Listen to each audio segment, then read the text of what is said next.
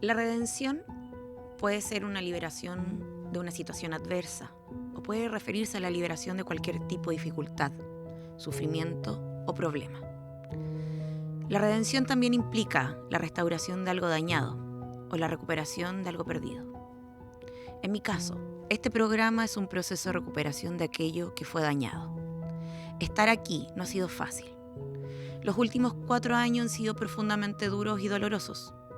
Estar aquí delante de ustedes es una recuperación, es una sanación al alma y la alegría de volvernos a encontrar desde un espacio distinto que aportará al debate y la reflexión. No me niego a reconocer mis miedos, al contrario, decidí asumirlos con valentía necesaria para superarlos con creces. Y miro a la cámara, sin negar mis lágrimas, las tristezas y las cicatrices de estos años. Porque el dolor del rompimiento de la lealtad y el maltrato que recibí no se compara con todo el amor y el compañerismo con el que me han abrazado muchas y muchos, incluso más de lo que imaginé en mi vida. El Indio Solari, un músico argentino, en su canción El Tesoro de los Inocentes, deja una frase que me acompaña día a día: si no hay amor, que no haya nada. Aquí parte El Silencio de los Inocentes, un programa que incomodará a las élites, un espacio de reflexión y debate que busca aportar a la construcción de nuevos imaginarios en un país y en un mundo donde atreverse a construir un futuro que supere la lógica neoliberal parece cada día más lejana. Semana a semana analizaremos la política chilena y latinoamericana, pero a diferencia de los medios de comunicación que se declaran objetivos, acá lo haremos desde un sitio reconocido y sin negar mi lugar y mi posición. Hoy hablaremos de lawfare. ¿Era que no? Conocí el lawfare cuando aún no se hablaba de él en Chile. Esa historia ustedes ya la conocen. Se transmitió en vivo y en directo en horario prime y por los medios hegemónicos. La académica Susana Tienfenbrand define el lawfare como un arma diseñada para destruir al enemigo, haciendo mal uso y abusando del sistema legal y de los medios de comunicación para crear un escándalo público contra ese adversario. En esta definición se identifican claramente 2 actores claves para entender el fenómeno: los medios de comunicación y las autoridades judiciales. Soy Karina Oliva Pérez y aquí comienza El Silencio de los Inocentes, el programa donde no hay posibilidad de guardar silencio. ¿Tú sabes lo que significa el lawfare? Parece que no. El día de hoy salimos a la calle a preguntarle a las personas si saben o no lo que significa el lawfare. Vamos a ver cómo nos fue. Ni idea. No tengo ni idea. Ni idea, nunca lo había escuchado en mi vida. ¿Como el outfit o no? Más o menos como el outfit o no. No. No. No. No. No. Ni idea. No. No. No. Me ocurre tampoco algo. ¿No se imaginan qué puede ser? Algo extranjero, supongo. ¿Ropa? O sea, de lado como de ley. Puta, en verdad no, pero por cómo suena algo de la ley. Tampoco. Estoy jubilado, así que no. Una aplicación quizás. ¿Ya? ¿Y tú? ¿Una tienda? ¿Una marca? El término lawfare se dio a conocer en el 2001 por el general mayor Charles Dallam. Lo definió como un arma poderosa para luchar contra enemigos políticos, que combina acciones aparentemente legales y una amplia cobertura mediática. Con este instrumento se destituyó a Manuel Zelaya en Honduras, a Fernando Lugo en Paraguay, a Dilma Rousseff en Brasil y se encarceló al vicepresidente de Ecuador, Jorge Glass, al igual como se hizo en su momento con Luis Ignacio Lula da Silva. Hoy en Argentina está privada de libertad Cristina Fernández de Kirchner. Chile no ha estado ajeno del lawfare. Se conoció con Marco Enrique Minami y con los liderazgos del Partido Comunes en el 2021. Un actor clave que confluye en construir el lawfare es el timing político para ejecutarlo. Esto implica que el caso judicial, utilizado como un arma, se hace público en momentos de alto costo político para la persona o los grupos a quienes se busca desprestigiar. Esto es lo que se intenta hacer hoy con nuestro primer invitado, que en el Silencio de Inocentes vamos a tener. Es palestino, militante del Partido Comunista de Chile, ex alcalde de Recoleta, y hoy también se encuentra privado de libertad por haberse enfrentado, entre otras cosas, a las grandes industrias farmacéuticas de Chile. Daniel Jadwe, ¿cómo estás? Bienvenido al Silencio de los Inocentes. Muy bien, Karina, ¿cómo estás tú? Un abrazo, felicitaciones por este nuevo espacio y un abrazo a todas y todos los que nos están viendo en este minuto. Sí, muchas gracias, Daniel, por aceptar esta invitación. Te ha tocado vivir un periodo bastante complejo y te cuento que hoy día salimos a la calle a preguntarle a la gente si conoce lo que es el lawfare o conoce la causa, o tu causa. Y la mayoría de la ciudadanía todavía no logra entender claramente qué significa la persecución judicial o el lawfare. Tú lo estás viviendo en carne propia y te quería pedir que en solo 2 minutos pudieras contarnos y explicarle a la ciudadanía qué significa el lawfare. ¿Puedes? Solo 2 minutos. Sí, yo no conocía mucho lo que era el término hasta hace un par de años atrás, ¿no? Cuando empecé a sentir que había una especial intencionalidad en un conjunto de medios de comunicación que yo percibía que estaban preparando el ambiente para algo. No entendía muy bien para qué. Uno de estos medios, La Tercera, llegó a ser en un poco más de un año 537 notas hablando mal de mí y ligándome con filtraciones desde Fiscalía a casos de corrupción en los cuales yo no tenía ninguna relación. El primero fue el caso de las LED. Antes había sido un caso por el cual un actor siempre presente, que es un candidato de la UDI, se me querelló en 2013, ¿no? Incluso hace poco, cuando sacaron que tenía que devolver plata por este tema de las cotizaciones previsionales, lo que es falso. Hay seguros en este caso para las autoridades que por responsabilidades de terceros y por ser sostenedores nos toca enfrentar esto, ¿no? Y percibí que había un intento claro de denostar mi imagen, por supuesto, por todo lo que estábamos haciendo en Recoleta, ¿no? Y esto se fue consolidando después con una serie de acciones judiciales. Yo he tenido más de 10 denuncias, ¿no? Directas, la mayoría de ellos querellas, siempre desde el sector de la UDI, desde el núcleo duro que rodea a Hermosilla, a Chadwick, con Cristian Espejo, de la inmobiliaria Bellavista, que está en el proyecto este tan cuestionado por construir 20 pisos en un lugar donde se podían construir 9. Y siempre eran los mismos actores, ¿ah? Y después cuando uno entiende cómo la Universidad de San Sebastián terminó pagándole a gran parte del sistema judicial sueldo a través de la universidad, uno entiende lo que es el lawfare, ¿ah? La convergencia de distintos actores mediáticos, judiciales y económicos para destruir a un adversario político, además con un detalle que es lo mismo que pasó contigo hace 5 años, a un adversario al cual no le pueden ganar en la urna. Exacto. Mira, fíjate que en la mayoría de los casos, como bien tú lo dices, el lawfare es utilizado con el fin de sacar a una figura política que incomoda al poder, no a aquellos que no ejecutan ningún cambio. En tu caso, ¿qué crees que llevó al poder económico, al mediático, incluso a la fiscalía a buscar sacarte de la escena política? Porque hasta el momento no lo han logrado. Enhorabuena, sí. A ver, desde la salida pactada de la dictadura en nuestro país, no se habían desarrollado nunca políticas que permitieran que el Estado interviniera directamente en el mercado de tal manera de poder mejorar el acceso de la ciudadanía a bienes, productos y servicios básicos de primera necesidad. Nosotros a lo largo de 12 años desarrollamos una serie de iniciativas populares que por primera vez intervinieron en el mercado, pero además obligaron a la derecha a aceptar intervenir en el mercado, ¿ah? Cuando uno mira la ley Senabás que permite que la Central Nacional de Abastecimiento del Estado le venda medicamentos a las farmacias independientes, nunca hubiera sido imaginable en el Chile antes de las farmacias populares, ¿ah? Por lo tanto, uno podría decir, mira, aquí había un modelo de gestión, un modelo además de socialismo municipal, acotadísimo, ¿no? En el marco de la Constitución de Pinochet, que puso muy nervioso al mercado.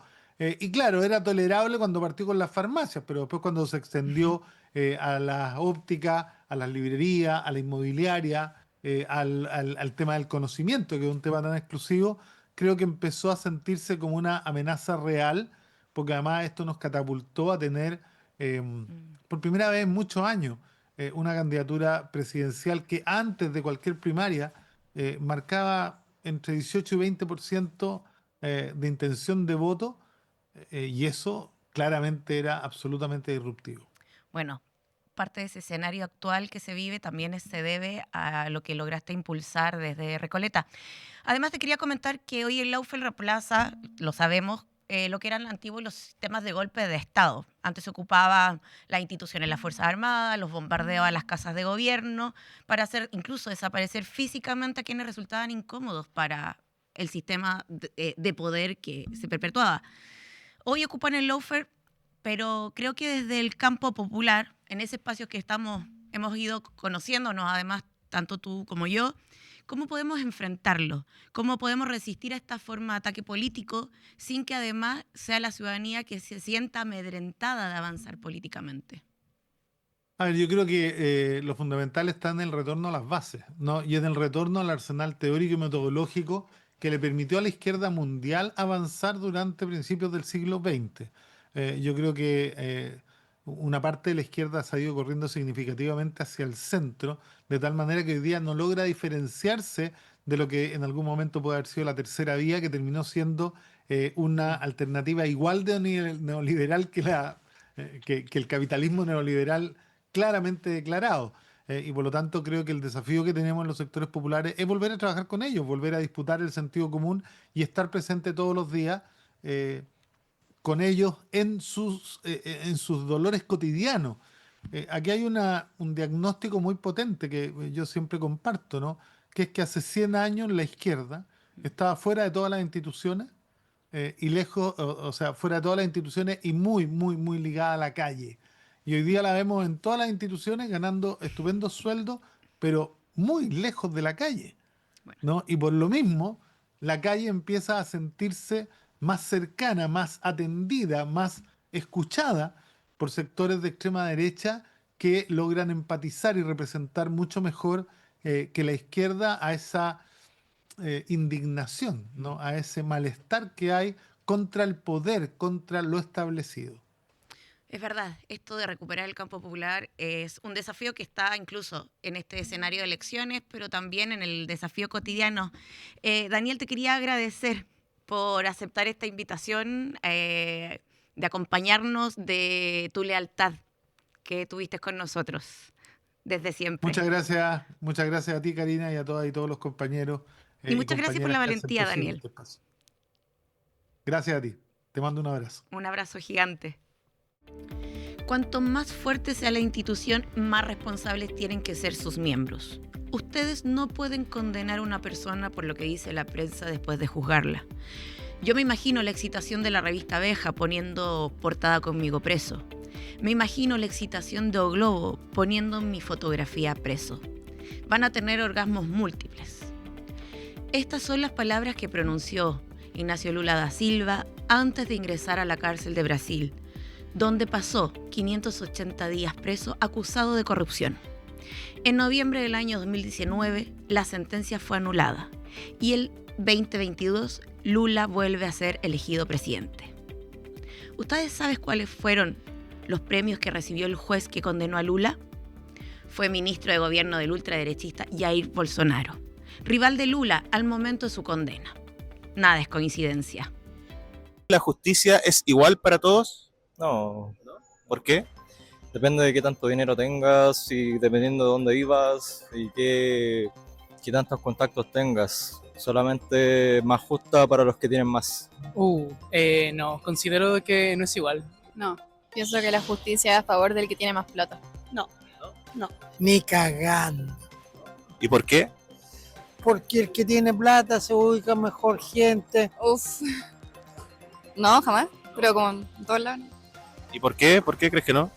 O sea, siempre hay conflictos políticos, de intereses económicos, culturales.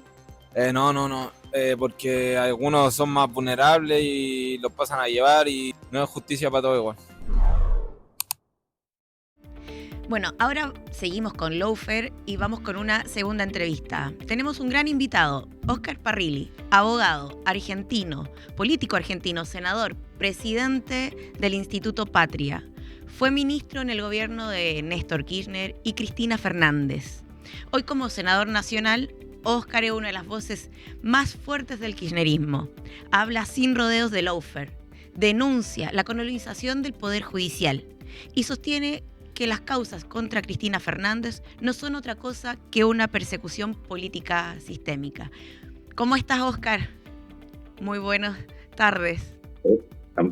Bueno, buenas tardes y buenas tardes a toda la audiencia. Y la verdad que es un gran gusto conversar con ustedes, con compañeros chilenos, bueno, en definitiva hermanos de la América Grande, ¿no? De la Patria Grande. Así que un gusto de conversar con ustedes. Muchas gracias por aceptar nuestra invitación. Mira, Óscar, esto quiero preguntártelo porque a ti te tocó acompañar muy de cerca todo el proceso que ha vivido la expresidenta Cristina Fernández. Y también te ha tocado conocer también de cerca lo que vivió Lula. Además, fueron periodos cercanos en lo que se llamaba esta década ganada. ¿Qué elementos comunes ven en estos dos casos que se ven tan materializados en el lawfare? Mira, en principio creo que está muy claro que lo que se intentó hacer con Lula, que se está haciendo ahora con Cristina, que se ha hecho con Correa, que se hizo con Manuel Laya, con Lugo, que se hizo con Evo, con algunos políticos también chilenos, fue básicamente utilizar la estructura jurídica, el Poder Judicial y los medios de comunicación para proscribir a dirigentes políticos que representan intereses nacionales y populares. Rafael Correa, el expresidente de Ecuador, hace varios años, yo recuerdo que dijo, el nuevo Plan Cóndor tiene olor a Poder Judicial, a medios de comunicación, y es lo que están llevando adelante. Así como en la década del 70 en toda Latinoamérica se llevó adelante lo que fue el Plan Cóndor, que fue poner de títeres a gobiernos militares para que proscribieran, persiguieran a dirigentes políticos nacionales y populares e implementaran en esos países políticas que defendieran los intereses de los grandes grupos económicos, de los bancos, de las financieras y fundamentalmente de fuerzas políticas y de grupos políticos externos. Hoy, en lugar de utilizar a las fuerzas militares, han utilizado el Poder Judicial como una herramienta. ¿Cómo es? Persiguiéndolos, armándoles causas. En general, casi todas las causas tienen el mismo hecho. Es la denuncia de corrupción. Lo que quieren hacer es no solamente meter preso y proscribir a estos dirigentes políticos, sino también desacreditarlos y ensuciarlos y decirles que son corruptos. Lo mismo pasó con Correa. Correa, yo quiero recordar, lo han condenado por supuestamente haber realizado un influjo psicológico sobre sus ministros para que llevaran adelante actos de corrupción.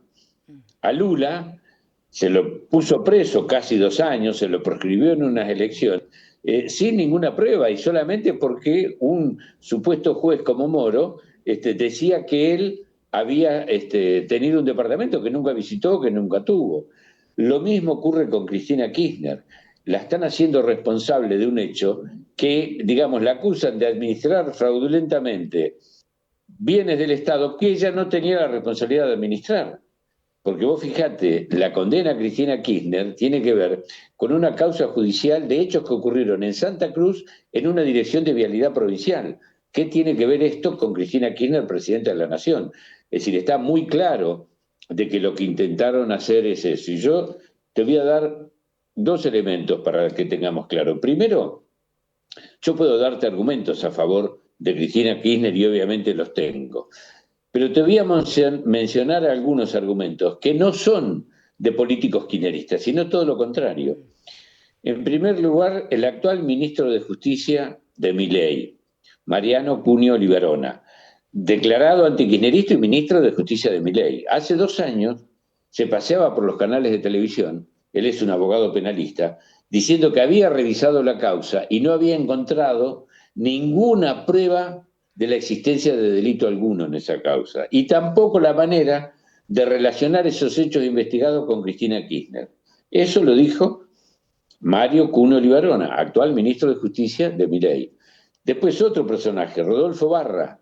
Rodolfo Barra fue ministro de Justicia de Menem, miembro de la Corte Suprema, un reconocido administrativista en la Argentina, procurador general de la Nación de Milei, declarado antikirchnerista, que también no solamente dijo, lo escribió, lo firmó en un extenso informe de más de 11 páginas, que está incluso agregado al expediente y los jueces o estos supuestos jueces ni siquiera consideraron, y en ese informe él dice que investigó toda la causa, no hay ningún delito y no hay ninguna manera de responsabilizar a Cristina Kirchner por esos hechos que supuestamente se investigaron. Y después apareció otro, un buen abogado penalista, Javier Baños, en un programa de noticias de TN, el canal del Grupo Clarín, declarado antikirchnerista y enemigo tanto de Néstor como de Cristina. El periodista no sabía cómo hacer para callarlo. Y este abogado penalista, Javier Baños, decía, mire, Cristina puede haberse robado un PBI, pueden decirle lo que quieran, yo no soy kirchnerista, no la voté, nunca la votaría, pero en esta causa no tiene nada que ver. Yo le investigué, se violentaron todos los principios constitucionales y no hay ningún elemento que se la pueda acusar a Cristina Kirchner de los hechos que lo están acusando. Y por otro lado, te voy a relatar brevemente cómo fueron los hechos. Esta denuncia primero se hizo en el 2009. En el 2013 se archivó porque no hubo delito. Se reinició nuevamente la causa en el 2016 por pedido de Macri, de Iguacel.